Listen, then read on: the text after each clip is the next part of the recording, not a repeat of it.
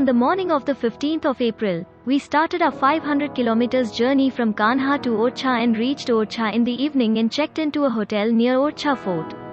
On the 16th of April we went to the Orchha Fort complex, which houses a large number of ancient monuments consisting of the fort, palaces, temple, and other edifices.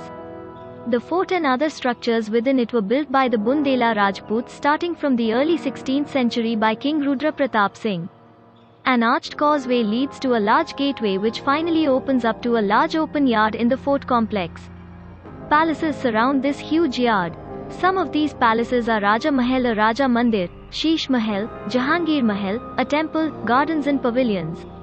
While the Raja Mahal was built by Madhukar Shah, Jahangir Mahal was built by Raja Bir Singh Judio in honor of Mughal Emperor Jahangir. The battlements of the fort are beautifully ornamented and the fort features projected balconies, open flat areas and decorated latticed windows.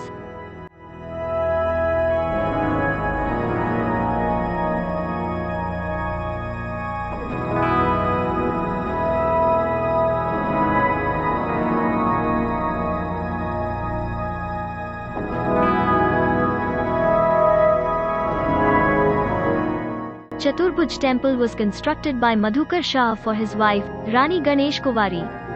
However, when the queen brought an idol of Lord Rama to the palace, it could not be shifted to the Chaturbhuj temple, and the palace where the idol was kept came to be known as Ram Raja temple.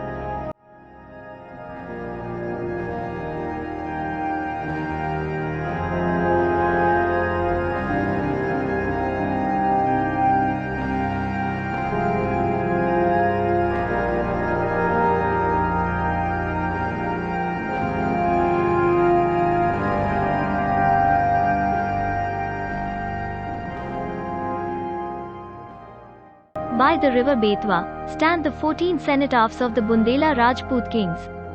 These beautiful funeral monuments feature Bundela style of architecture, which is an amalgamation of Mughal and Rajput influences.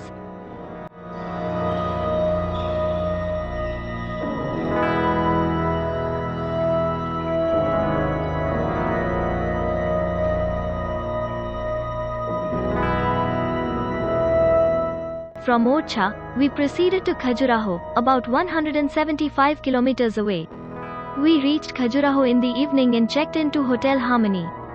On the 17th of April after breakfast, we went to visit the UNESCO World Heritage Site of the Khajuraho Temples Complex, which is a group of Hindu temples and Jain temples. The temples are famous for their Nagara-style architectural symbolism and their erotic sculptures. Most Khajuraho temples were built between 885 AD and 1050 AD by the Chandela dynasty, during the reigns of the Hindu kings Yashovarman and Dhang. The complex, spread over 6 square kilometers, originally had 85 temples, out of which only about 25 temples have survived. Of the surviving temples, 6 are dedicated to Shiva, 8 to Vishnu and his affinities, 1 to Ganesha, 1 to Sun God, and 3 to Jain Tirthankars. First we went to the western group of temples, starting with the Varaha temple. The monolithic idol of Varaha, or the boar incarnation of Lord Vishnu, features extremely intricate carvings of gods and goddesses on the body of the idol, arranged in 12 rows, depicting 625 different deities.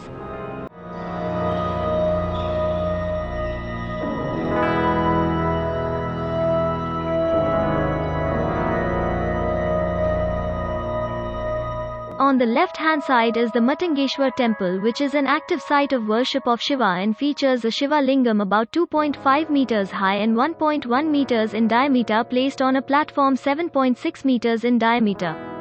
In front of Varaha Mandapa is the Lakshmana temple, which is one of the 3 largest temples of Khajuraho in the western group and is considered to be the earliest to have been built by the Chandela rulers, in 954 AD. The temple faces the east and is dedicated to Vishnu, even though it is named Lakshman temple.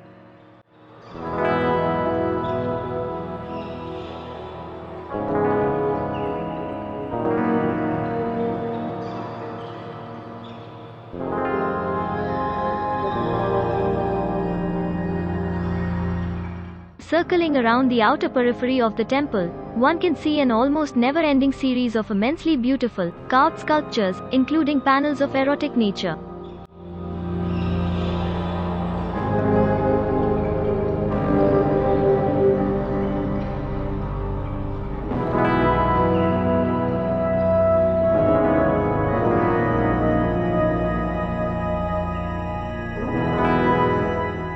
The Kandariya Mahadeva temple is the largest and most magnificent temple in Khajuraho and is decorated with a profusion of sculptures with intricate details, symbolism and expressiveness of ancient Indian art. Kandariya Mahadev shares its high platform with the small Mahadev shrine in the medium-sized Devi Jagdambi temple. The temple measures about 30 meters in length and has a cave-like opening. In profile, the pyramidal porch, mandap roofs and conical shikhara looks like a range of mountain going upwards till it meets the sky, or Shiva.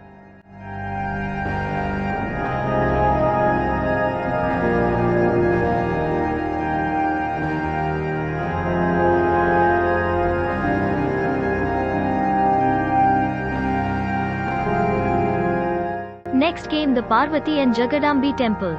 Though much smaller than the magnificent Kandariya Mahadev temple, this temple features some of the loveliest sculptures, and because of its medium height most of them are easily visible.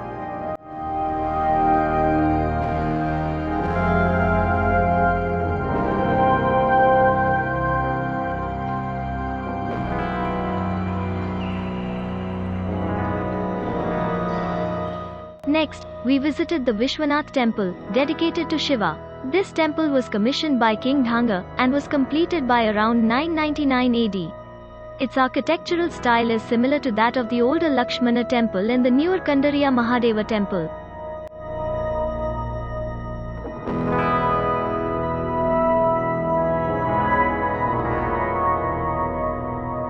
The Chitragupt temple, next to the Jagadambi temple, is an 11th century temple of Surya, the sun god. Architecturally, it is very similar to the nearby Jagadambi temple.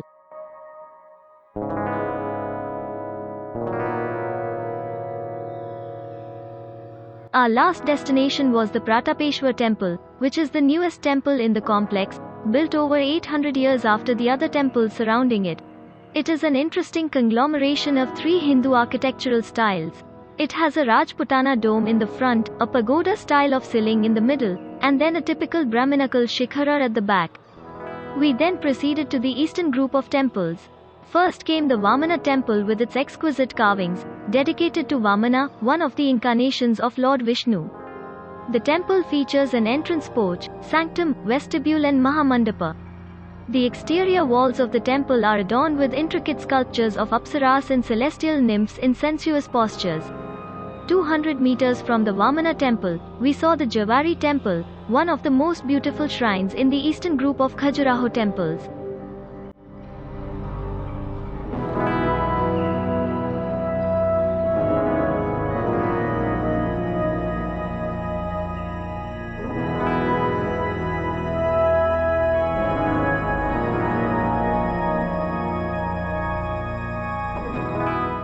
We also visited a workshop where we witnessed the intricate carving process of stone by local artisans.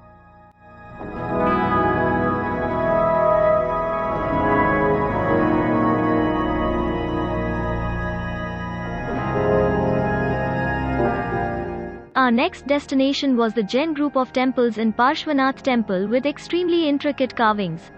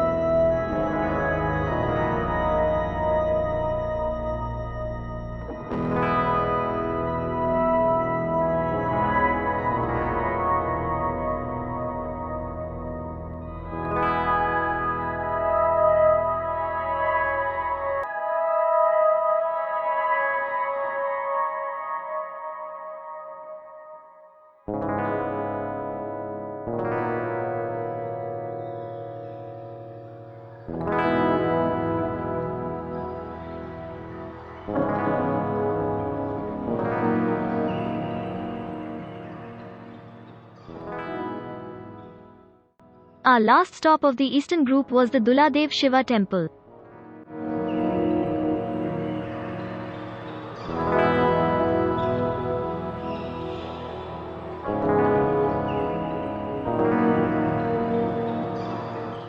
After a satisfying day, we returned to our hotel and tucked in after dinner. On the 18th of April, we went for a visit to Panna and Chitrakoot. First we went to Pandav Falls, in Panna National Park, 12 kilometers from Panna and 35 kilometers from Khajuraho.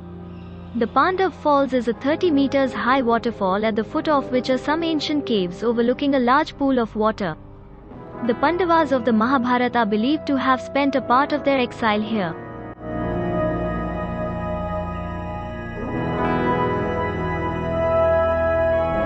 Chitrakoot is a famous pilgrimage center, 110 kilometers away from Panna. It is also said that Lord Rama performed the last rites of his father here, in Ramghat on the Mandakini river.